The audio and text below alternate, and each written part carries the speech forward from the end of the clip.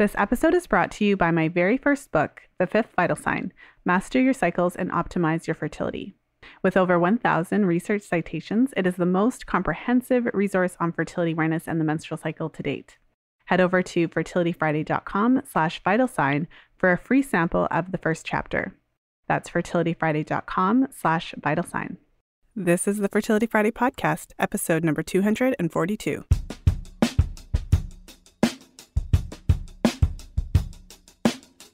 Welcome to the 242nd episode of the Fertility Friday podcast. Thank you for joining me today. I'm Lisa from fertilityfriday.com, and this is your source of information about the fertility awareness method and all things fertility.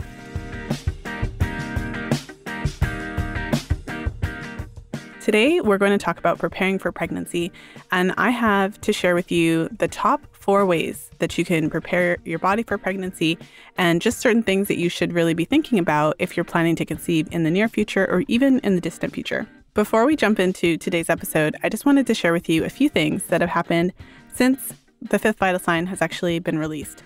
It's been a really exciting couple of weeks. It's been phenomenal. The response to the launch of the book has been amazing. And within a couple of days of release, The Fifth Vital Sign actually shot up to the #1 new release in fertility. For a little while, it was listed as the #1 bestseller in obstetrics and gynecology. And so it's just been a really, really exciting week. There's been a lot of really great comments, and I've had a lot of really great feedback. And there's been an amazing number of reviews on Amazon.com and other Amazon sites in different countries of the world. And I just want to thank the Fertility Friday community for being so open and welcoming and supportive of this book project. The book is available on Amazon in ebook and paperback versions as I record this, but shortly, within the next few weeks, the audio book version will be available as well. I've had a few of you ask about that. And so thank you to all of you who've read the book, who've had an opportunity to grab a copy.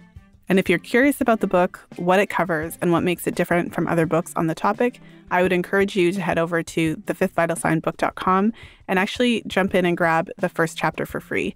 So just between you and me, in addition to the first chapter, you actually get the entire front matter. So you get to see the table of contents, and that includes every chapter and also the main topics covered in each chapter.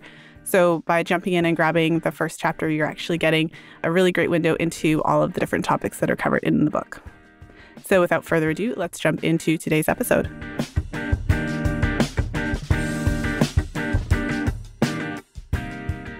So as I mentioned earlier in today's episode, we're going to be talking about preparing for pregnancy and basically the top 4 ways that you can really start preparing for pregnancy and start thinking about pregnancy, whether pregnancy is on the horizon within the next couple of months or within a year or so, or whether it's a lot further out, a couple of years or even further than that.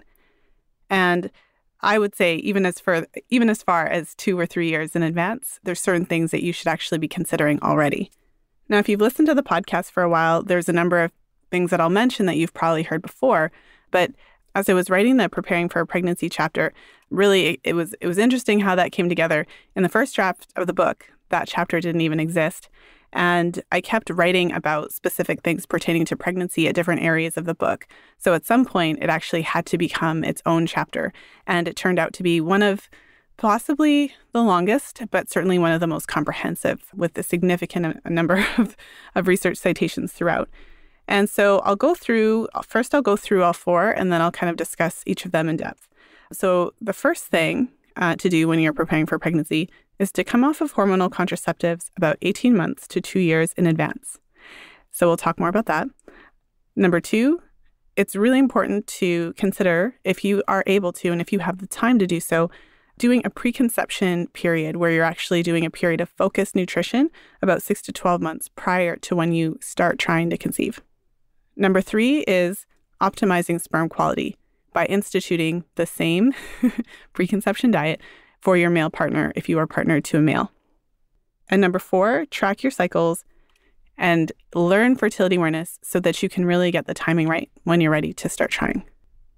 Now, let's go through these 4 main things that I really feel you should be thinking of when you're planning ahead to conceive. And often what we're told as women is that really all we need to do is take a prenatal and that's it. There's really no additional information provided. And unfortunately, that is what the majority of us do when we're ready to start trying to conceive. And, one of the things that you'll hear me say, or you've probably heard me say at some point or another, is that, as women, we spend a lot of time preparing for different aspects of our lives. So, we can spend years planning for the perfect career, going to school, actually planning so far in advance that we take educational programs to set us up and put us in the best position for the careers that we want, getting internships and just being really strategic. And that can take years, like putting together a career trajectory can take, many, many years. And when it comes to our personal lives and our relationships, planning for our weddings is something that for many of us takes, 6 months, a year, sometimes a year and a half or 2 years. And often we put such a great deal of thought and just care into how we're preparing for that one day. And so when it comes to preparing for pregnancy, there's no reason why we shouldn't be putting at least, an equivalent amount of thought and planning into that phase of our lives. Because what we do in our preconception phase can determine a lot. It can determine how easy it is for us to conceive when we're ready. It can determine the health of our unborn baby. And there's certain things, from a nutritional standpoint, there's certain nutrients that are required to build a healthy baby. And certain nutrients are actually required from the start of your pregnancy. So even before you know that you're pregnant, unless you're charting. But for many women, if you're not charting, you may not know that you're pregnant for the first couple of weeks of your pregnancy. And by that point, there's certain developmental features that have already developed, such as, heart development. Baby's heart starts beating as early as about 4 or 5 weeks, which is really around the time that your period would have not come. And so if you think about it that way, then there's a lot of things that we really ideally should be doing from the start. This is an interesting and difficult topic sometimes because not all of us have the opportunity to have this kind of perfect scenario of having, 6 to 12 months ahead of time and, 2 years to come off of hormonal birth control and all those types of things. So this isn't in any way trying to say that it's not possible to have a healthy pregnancy unless you do these things. And it's not trying to say that if you're pregnant right now and you didn't do these things, that it's a huge problem. Because really all we can do is, identify where we are in the process. And the more we do, the more we learn, the more we can do. And so really just starting from where we're at with the information that we have now. This isn't meant to scare you if you didn't do this already. But I think a lot of us, we really want to know what we can do to maximize our chances of conceiving easily and to, maximize the chance of having a healthy pregnancy with as few complications as possible. And so from that perspective, I think it is important to talk about these things and also to stress that it's not to say that, this is real life that we're living here. Everything isn't perfect. Everything doesn't always go, to plan. But there are a certain number of things that we can be thinking about. And really what it comes down to is I think for many of us, especially growing up in Western culture, there's kind of this idea that there's so much that's out of our control. And when you really kind of look into what the research has to say about fertility and pregnancy, and even hormonal birth control, then you realize that there's actually a lot that we can do. So there's a lot that is within our control. And it's not simply taking prenatal vitamin and that's it. So let's jump into these 4 important steps to preparing for pregnancy, just so that we can kind of start thinking about what are some of the things that we can do to optimize our fertility and really prepare our bodies ahead of time. So the first thing I mentioned was coming off of hormonal birth control about 18 months to 2 years ahead of time. So that might seem like a really long time. And I'm sure that there are health practitioners who may disagree with that, who may feel that there's no point. And I'm so sure about that because I've heard a number of women, I mentioned this in the previous podcast episode that I released, that I've spoken to a number of women who actually were concerned about hormonal birth control and concerned that they had been on it for so long and went to seek support from their healthcare practitioners who then told them that there's no point in coming off early. So, there are practitioners or individuals who might say that this isn't necessary. But what the research tells us is that when you're on hormonal birth control is associated with a temporary delay in the return of your normal fertility. If you happen to have menstrual cycle irregularities, and that was why you were put on the birth control in the first place. So, for example, if your cycles were really erratic or irregular and you weren't really sure when your next period was coming, well, then you're more likely to experience a delay, even in terms of when you get your first period off of birth control. So for some women, they come off of birth control, and their period starts right away. But that doesn't mean that their cycles are normal. So this is something that I spoke about in the previous episode, that on average, it takes anywhere from 9 to 12 cycles before a woman's cycles fully normalize post-pill. For some women, their period comes back right away. For some women, their period comes back in, 2 to 3 months. And for other women, their periods don't come back for, 6 months. And though not super common, there's a group of women for whom they come off of hormonal birth control and their period doesn't come back at all for, a year, 2 years or more. So in that type of scenario, it's not the pill that caused their periods not to go away. There was an underlying issue that was preventing them from having, regular ovulation that, now that they're off the pill, they actually can see that. Whereas before, the pill was kind of masking that. So I think part of it is thinking about which category do you fall into. If you started taking hormonal birth control, several years after you had your first period and your periods were well-established, robust, and regular, then, the research would suggest that there's less of a chance that your periods aren't going to come back for a really long time. So your chances of post-pill amenorrhea would be lower. But if you started birth control, pretty much immediately after you had your first period and, when you started it, your periods were not that regular and you weren't really sure when the next one was coming, well, it's hard to say what's going to happen when you come off of it. So the way I think of it is it's like you're buying insurance. So this is like fertility insurance. And you're planning for the worst, but hoping for the best because you really don't know what your body's going to do. And we all know that some women come off of the pill and get pregnant right away, but every woman does not. And some women come off the pill and it takes them a year to get pregnant. So I think that just having that thought in your mind that, oh, okay, so the research says that hormonal birth control is associated with this delay in the return of fertility.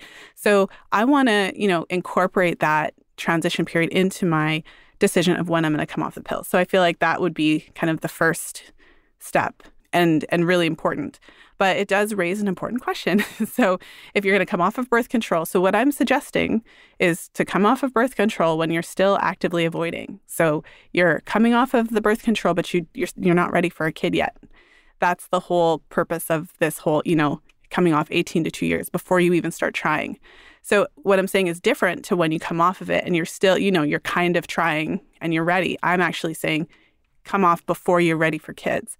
But what that means is that you do have to then take seriously the birth control aspect of it. So if you're coming off early for the purpose of allowing your body and your cycles to transition and to just get back into a healthy, robust pattern, then, the number one thing is that you will have to figure out what you're going to do for birth control. So as long as you're ovulating, it is possible to conceive during your fertile window in your cycle. And so therefore, you will have to really think about and have a conversation, with your partner, if you're partnered, what you're going to do to manage your fertility. And so that could be the fertility awareness method and really kind of taking some time to learn that to feel confident about it, because when you're not working with an instructor, it takes about 3 full cycles. So that means, from period to ovulation to next period is 1 full cycle. So not like 3 months, but 3 cycles. And so if you're learning to chart on your own, a minimum of 3 full cycles of charting would be the recommendation before you actually start to use this method for birth control. And then if you're working with an instructor, you can kind of truncate that down to anywhere from 1 to 3 cycles, depending on your comfort level. You may look into, barrier methods, condoms, cervical cap, diaphragm. It's just a conversation that you'll want to have with your partner of how you might want to, avoid pregnancy naturally. For some women, it might be the copper IUD. And of course, the copper IUD has positives and negatives, just like any other birth control method. But I suppose one of the positives is that you're not actively exposing yourself to synthetic hormones. So that's a conversation to have with yourself, with your partner, because we have this association with coming off birth control and, getting pregnant. And it's really normal to be terrified that if you come off of the birth control, you're going to get pregnant right away. That fear keeps a lot of women on birth control until immediately before they're ready to start trying. And so I suppose I'm challenging that notion and just trying to, encourage you to think about this in a different way, because ideally, before you actually start trying to conceive, so when you're still actively avoiding, you would want to have a minimum of 3 cycles that fall within the normal parameters before you actually actively start trying. meaning you would want your body and your cycles to be really, really healthy before you even start to try. Because if you think about your cycles as a vital sign and your cycles are reflecting your health back to you, well, then ideally you would want to have healthy cycles, healthy normal cycles, before you even start to try for a baby. So I know this is an ideal scenario, but it is an idea that we need to put out there and something that is really a good idea for us to think about, especially if we're thinking about like, how can I optimize my chances of conceiving easily? And also, how can I optimize my chances of having, really healthy pregnancy? And this is one of the ways that you can support your body to do that. So let's move on to number 2. So number 2 is something that I've been focusing on the podcast for a really long time, even since the very beginning. And so for those of you who have kind of gone back to the archives or who've been listening for a really long time, one of the first episodes of the podcast is episode 9. And that was an episode that I recorded with Sally Fallon Morell of the Weston A. Price Foundation. And in that episode, she talked about some of the specific things that you can do, some of the specific foods that you can incorporate to have healthy babies. And she talks about why. And so for anyone who's listening, who's familiar with the Weston A. Price Foundation, it's based on this concept of ancestral nutrition, looking to the wisdom of, cultures that were having healthy babies before industrialization happened, and really asking the question of like, what were they eating? And then using modern science to measure the nutrient profiles in those foods and determine why those foods were associated with healthy pregnancies. So it's this really interesting marriage of ancestral wisdom and modern science. And it turns out that there are specific foods that you can incorporate into your diet that contain the very nutrients that the research tells us is really essential for building healthy babies. And so thinking about it that way of not only coming off birth control was just step 1. The second step is to take a period of time to specifically focus on incorporating certain foods that are going to support, optimal fertility. And really, one of the analogies that I often use with my clients and that I also use in the book is that if you think about your nutrient stores as a bank account, well, pregnancy, the only thing that happens during pregnancy and then breastfeeding in the postpartum period are withdrawals. So when you're pregnant, your body is literally creating a human being. And what that means is that it's a time in your life that requires the highest, basically the highest drain of nutrients that compared to any other period of your life. When you're actually creating a human life with your own body, this is a time where your body is literally going to be drawing nutrients, micronutrients and macronutrients to build this, beautiful, tiny little baby. And so when you look at what the research has to say about all of the different nutrients that are required, you'll notice that a woman's requirements for virtually all nutrients, including iron and vitamin A and vitamin D and B vitamins like vitamin B12 and folate and zinc, and, the list just goes on, folate and choline, I should say. But, those are just to give you a handful, just to give you a sense. Your requirement for virtually all nutrients increases significantly. There was one study that I looked at where they broke down the 2 things in terms of a woman's iron requirements as she goes into pregnancy. And so one of the things they broke down was the iron stores that are required. So how much iron you actually need to have just there already in your nutrient stores. And then the second was how much iron you kind of needed on a daily basis. And so what they found was that only about 20% of women had sufficient iron stores to take them through pregnancy. And iron deficiency then during pregnancy is associated with a number of different maternal, complications. And so that's one very clear example where you not only need to make sure you're consuming enough during pregnancy, but you actually need to go into pregnancy with sufficient stores. And so when you think about it that way, instituting a specific period of preconception nutrition is going to be extremely important and helpful. And one of the things that you have likely heard me talk about on the podcast is, often we're really focused on baby, which makes complete sense because we want to have the healthiest babies. But we don't always focus on mom. And that is something that's really crucial that's often missing from the conversation. So, I come at this from the perspective of a mother.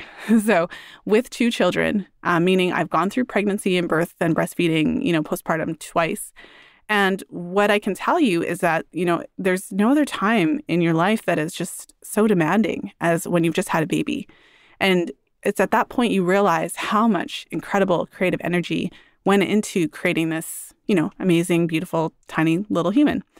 And it really takes a lot out of you, like literally and figuratively. I had this moment right after my son was born. I'm looking down at him and in like complete and total shock. And I thought to myself, like, man, where did you come from? And, it really occurred to me that what we consume, what we eat, and, we could go as far to say like our thoughts and our feelings and our emotions, but what we consume is really what our children are made of. And so this preconception period is so crucial for baby, but it's also crucial for mom. Because what happens is if you go into pregnancy and your bank account isn't adequately stocked, then you're the one that's going to end up deficient. And so going through pregnancy, coming out on the other side, super deficient in iron and B vitamins and all of these other nutrients, iodine and zinc. And, that's if we don't prepare well in advance, if we don't make an effort to go beyond taking the prenatal and incorporating specific foods to build up our nutrient stores and continuing to consume those foods during pregnancy and also in the postpartum period, then it's very possible that we are going to set ourselves up to be more likely to experience a difficult, labor or difficult postpartum period, putting ourselves at an increased risk for suffering from postpartum depression or a variety of other issues and challenges, even just generally not having sufficient energy. If anyone who's listening has ever had low iron, for example, so still keep with the iron example, it could really cause you to feel so tired and drained. And when you first have your baby, it's really you that needs to be there to take care of your baby. So part of the strategy of instituting a specific preconception period where we're really focused on nutrition is so that to just help you to be the best mom that you can be, to give you the vital energy that you need to be able to be there for your baby. I mean, in addition to supporting your baby's development, we also want you to be, a happy, healthy, fully nourished mother. So that brings me to number 3, optimize sperm quality by instituting the same 6 to 12 month preconception period for your male partner if you are partnered. So this is, again, something that's completely missing from the conversation about preparing for pregnancy because we just, as women, we have the physical evidence of pregnancy. We carry the baby, we got the big belly. So, we give birth. And therefore, we often take that on. That goes for fertility, where if there's a fertility challenge, we completely take it on and believe it's 100% our fault. Even though there's a huge issue with male factor infertility, it's like a landslide, massive issue that has been happening for decades that, the scientists are well aware of, and to the point that we're wondering if in 50 years we're going to, men are going to be able to have, so it's such a huge deal. Even though it's such a huge deal, as women, we still just think it's all our fault. So then when it comes to pregnancy, same idea. Whenever I work with a woman who's trying to conceive, typically she's really well educated. She, has a long list of supplements she's taking. She's made all kinds of dietary changes. And meanwhile, often, the partner's maybe, doing a little. The partner may be taking a multivitamin. And so this is a serious disparity. So, we have to acknowledge, for the most part, the majority of men these days don't have the best sperm parameters, and that's really supported by the scientific literature. I've worked with a lot of women who've been told that their male partners are fine. That's another one of my favorite words, fine. Everything's fine. The doctor said it's fine. But, I haven't really seen that many sperm analyses that were actually optimal in terms of what the research tells us is optimal for natural conception.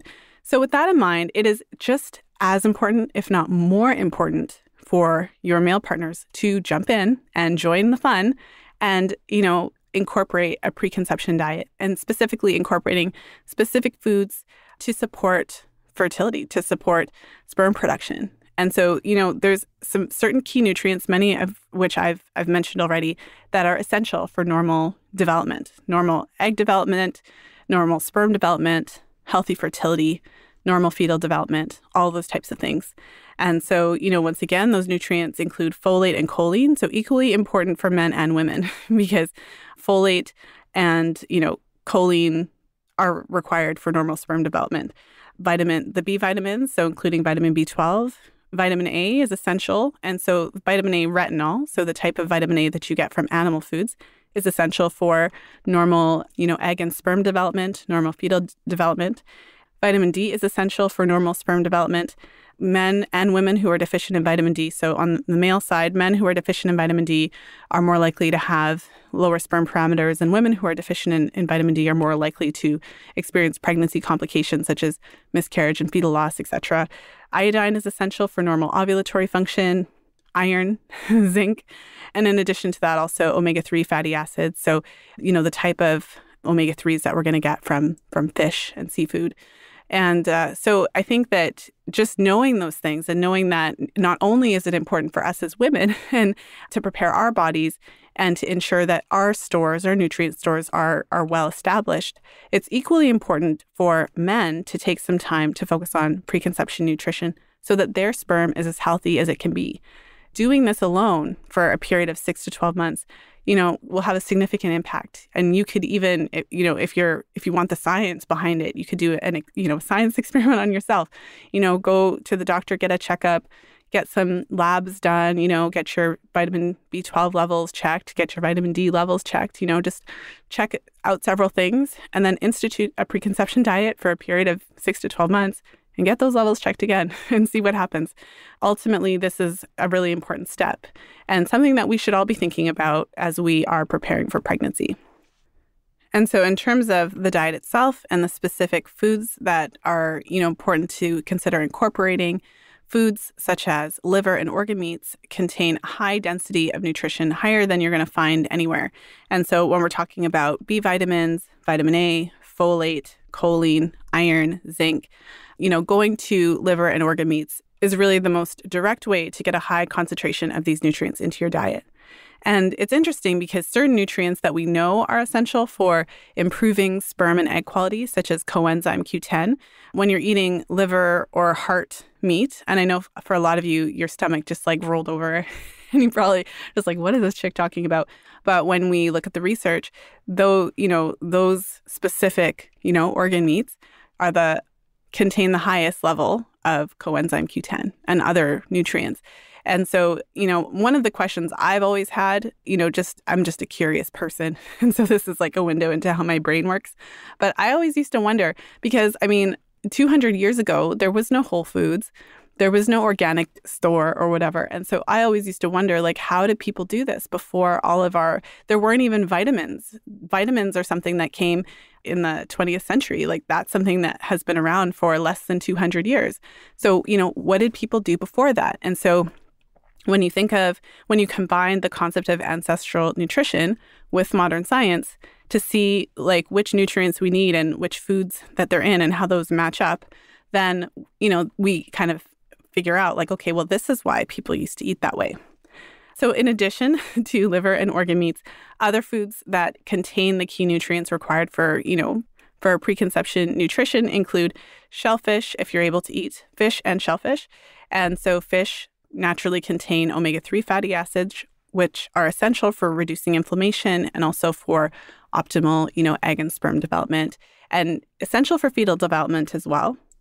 And shellfish in particular, oysters, mussels, contain high levels of zinc and vitamin B12. And so, zinc has been shown to improve sperm quality and is essential for, normal ovulatory function as well. And a few others I'll mention. So, I won't take so long here to talk about the specific foods because I've had a number of episodes where we talk about this in depth. And also I go into this in great depth in the book. So I'll link specific podcast episodes where the food has kind of been the number one focus so that you can actually go and kind of listen to that more in depth. But in addition to that, eggs are an excellent source of folate and choline, and free-range eggs have a higher, level of omega-3 fatty acids. And then in terms of, if you think about preparing your body for pregnancy in the physical way, your uterus and your your abdominal area increase significantly in volume, your skin has to stretch, and then you're building a tiny human who has, his or her own skin and teeth and nails and connective tissues. And so ensuring that you're getting enough gelatin and collagen by consuming, bone broths and consuming animal skin and foods that naturally do contain this gelatin and collagen. That's an essential part of preparing for pregnancy because your body needs much more of these structural nutrients as you prepare for pregnancy. And if you think about it, it's logical because your body literally has to expand to accommodate this new person. And then you have this new person who also requires all of those nutrients in order to just build his or her physical body. Those are just a few things that, again, really thinking about what nutrients we need to build a healthy baby, to have optimal fertility as we are in that preconception phase for both, partners, and what foods contain those specific nutrients. So it's not about eating a perfect diet or really eating any specific type of, diet and being super restrictive. It's really about what can I incorporate that's going to increase my nutrient stores. So let's move on to the last point, number 4, which is tracking your cycles. And of course, I'm going to talk about that as a fertility awareness educator. It's extremely important when you think about just timing. A lot of the questions that I get in my Facebook group and often from women it's just really confused about timing. We're told a lot of incorrect information about our menstrual cycles and how they work. And a big part of that is the 14-day myth. Many women are told by their doctors to, have sex between days 8 and days, 17 or something like that of their cycles. But that's kind of like shooting in the dark. And, I'm all for sex, but having such an extended window of you have to have sex on those days, that's a long time to be told by your doctor that you basically have to have sex every day for 2 weeks. It kind of takes the fun out of it. It's different if you're just having sex every day for 2 weeks because you just want to, than if you're doing it because you think you have to. So one of the benefits about fertility awareness in terms of the timing aspect of it is the period, the window of time that you would actually be actively, having sex on purpose would be a lot shorter in most cases. So, in a healthy cycle, a woman would have anywhere from, 2 to 7 days of cervical mucus. And that means that would be the period of time when you're having sex. And instead of shooting in the dark, you would actually look specifically to when you observe your cervical mucus and have sex on those days. So, the hard part about that, the downside, is that you can't plan ahead when you're going to ovulate because your body is not a machine and you're going to ovulate when your body, when it's time to ovulate. And so ovulation happens after your estrogen levels rise high enough to trigger your pituitary to, release luteinizing hormone, which then triggers ovulation. So it's hormonal. And it's not always the same day every cycle. And it's not always predictable. Some cycles, you're going to ovulate earlier. Some cycles, you're going to ovulate later. So a big part of fertility awareness is embracing the fact that this is not something that's always predictable. It's a bit out of our control. But what's in our control is our ability to monitor and to identify when is actually ideal.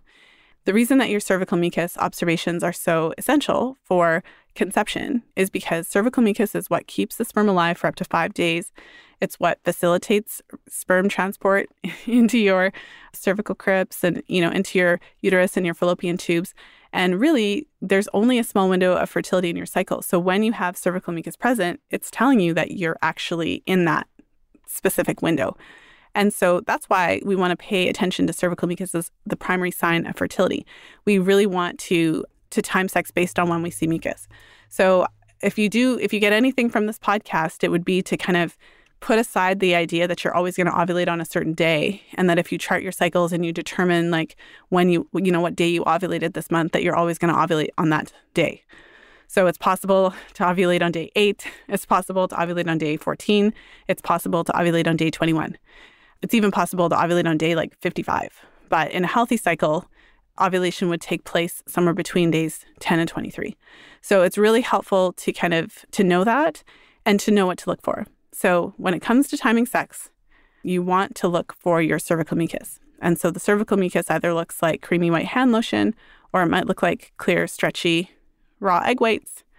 And when you go to the bathroom and you wipe yourself in the midst of your fertile window, you'll often notice a lubricative sensation, meaning that you go to wipe yourself and it feels really slippery, like you've got lube in there or like you've got something. You feel more wetness, more moisture.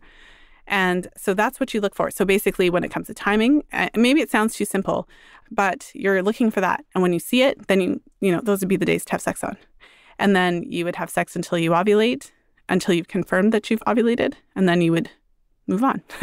And the great thing about that is that when you have a smaller window of fertility, like your actual window of fertility, and you're able to identify it, and you don't have to have sex like all of these days, like on purpose, you can actually enjoy sex outside of that window. So after you ovulate and you know that, you know, there's no more chance of getting pregnant because the ovulation has been confirmed, and, you know, after ovulation, that's basically it in terms of trying to conceive for that month. You know that if you have sex, it's not going to make a difference in terms of your chances of getting pregnant.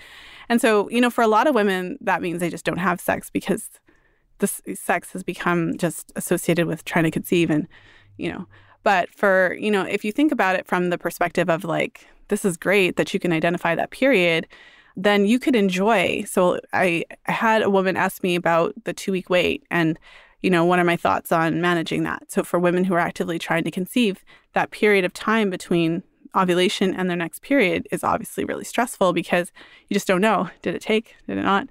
But you can actually use that 2-week wait to have sex with your partner for fun and not know that, you know, none of it is going to change the fact whether or not you conceive. And that can actually be a really special, amazing time for you and your partner to reconnect on a level that has nothing to do with trying to have a baby. So just some food for thought that I always share at any opportunity that I have. So that basically brings me to the end. I mean, those are the 4 things I really believe that all of us should be thinking about when we're preparing for pregnancy. And, you know, these are not things that our culture tells us to do. None of them. None of the things on my list are things that our culture commonly tells us to do. So I'll just recap. The first thing that we should be thinking about is specifically coming off of hormonal birth control in advance. And my recommendation is 18 months to 2 years. And, you know, I explain why. Because, I'm thinking about this as fertility insurance, because we just don't know how your cycles are going to be when you come off. Especially if you were put on birth control because your cycles were irregular, erratic, or, you know, all over the place, or non-existent. Number 2 was that, you know, instituting a 6 to 12 month preconception diet, basically a period of focused nutrition where you're focusing on specific foods that contain the key nutrients that you need to build a healthy baby. Number 3, repeat number 2, but for men. And so really actually acknowledging that it's really, really important for men to engage in the same 6 to 12 month preconception period so that by the time you're ready to conceive, both your body is prepared and fully nourished, nutrients have been repleted, and his body is also fully nourished because that's going to make his sperm better and much more. It's going to improve your chances of conceiving easily and having a healthy pregnancy. And number 4, tracking your cycles, learning fertility awareness, and understanding how to identify your fertile window, recognizing that cervical mucus is the key to watch for, not the day of the cycle, and really timing sex when you have mucus present. And so that's it. I just want to thank you so much for hanging out with me today and for going through the different ways to prepare for pregnancy with me. I'd be curious to hear if you would add something to the list, if there's something else that I didn't mention that you would want to be added to that list, because I don't mean this list to be exhaustive. Of course, there's a lot of other things that you can do to prepare for pregnancy, but these are some of the things that I really feel we should be thinking about that are just not things that are commonly talked about, really.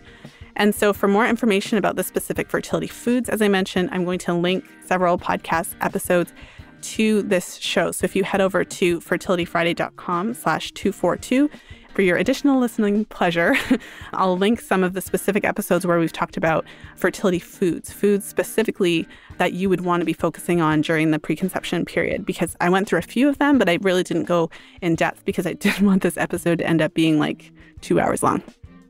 And in addition to that, everything that we talked about here, really what we talked about in this podcast episode is like one chapter of the fifth vital sign. So if you haven't yet grabbed your copy, the fifth vital sign is available in ebook and paperback formats on Amazon, and also will be available in audiobook shortly. I'll let you know when it's released. And you can head over to thefifthvitalsignbook.com to get your hands on the first chapter of the fifth vital sign for free. So again, that's thefifthvitalsignbook.com, and it's all spelled out in words. So, fifth is not the number 5. And so thank you again for tuning into the podcast today. I hope you have a great week, a great weekend whenever you're listening to the show. I appreciate all of you for supporting the show, for tuning in, for sharing the show with your friends, for reviewing the show, and just generally helping to get the word out about body literacy and the importance of understanding just how essential healthy menstrual cycles are for a woman's optimal health. So I appreciate all of you for being a part of the Fertility Friday community. And of course, until next time, as always, be well and happy charting.